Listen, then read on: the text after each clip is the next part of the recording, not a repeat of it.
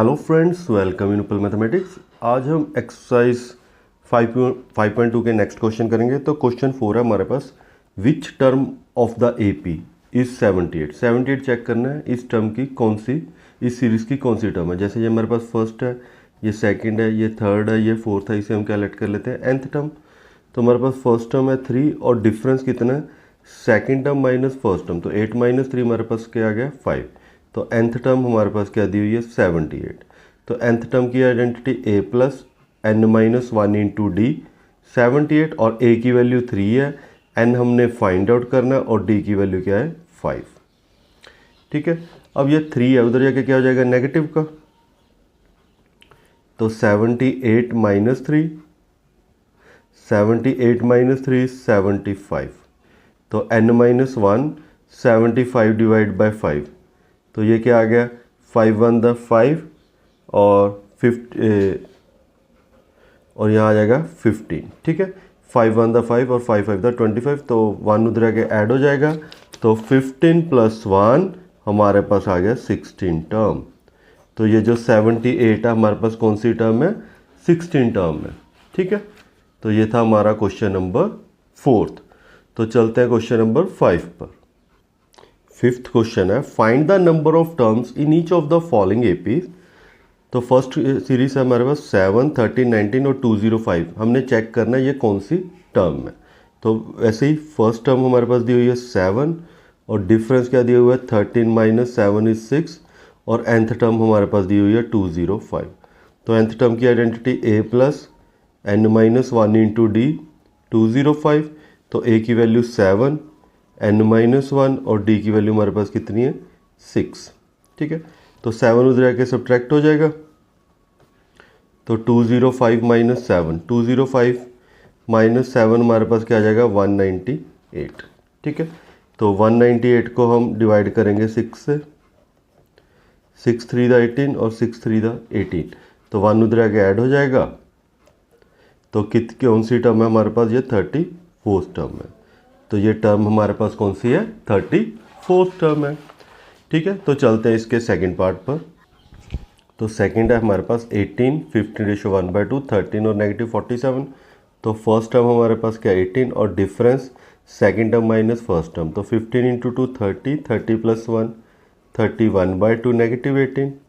तो 31, 18 into 2 36 divide by 2। तो difference कितना आ गया नेगेटिव 5/2। अब डिफरेंस भी आ गया और फर्स्ट टर्म भी आ गई, और nth टर्म हमारे पास दी हुई है नेगेटिव 47। तो a plus n minus 1 into D negative 47। a की वैल्यू है 18, n माइनस 1 और d की वैल्यू क्या नेगेटिव 5/2। ठीक है, अब n माइनस 1 नेगेटिव 5/2, नेगेटिव 47 और नेगेटिव 18। अब नेगेटिव 47 और नेगेटिव 18 को ऐड कर देते हैं। तो ये हमारे पास क्या आ जाएगा 8 और 7 15, 4 plus 1 5 plus 1 6 negative 65।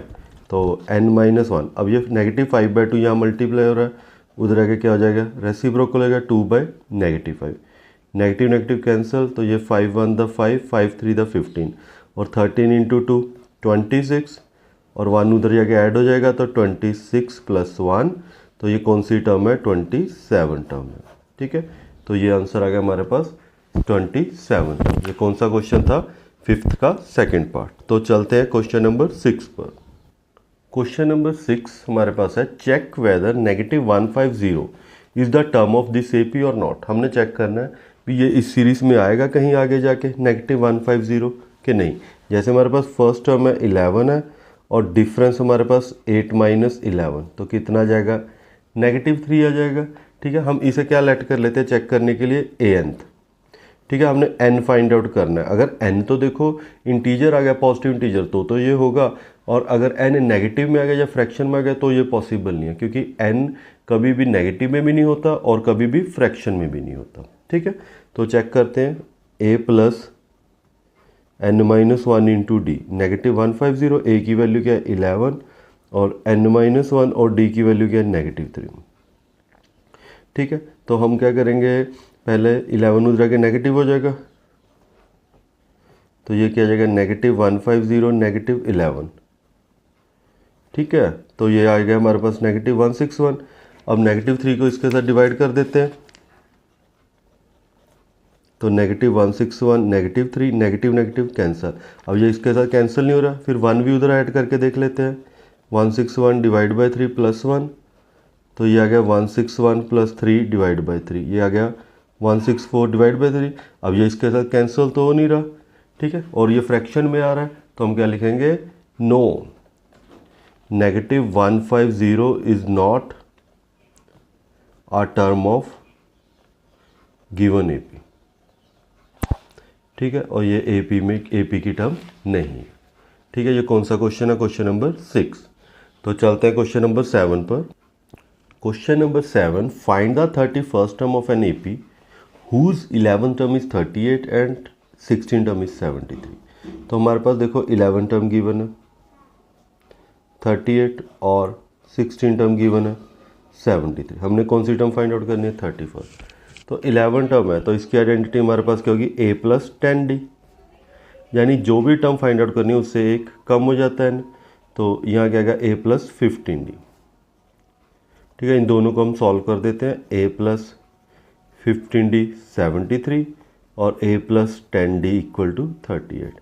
This is equation 1 और दिस इज इक्वेशन 2। अब इन दोनों को क्या कर देते हैं, सब्ट्रैक्ट, तो a के साथ एक कैंसल, 15 - 10 इज 5d और 73 - 38 इज 35, ठीक है।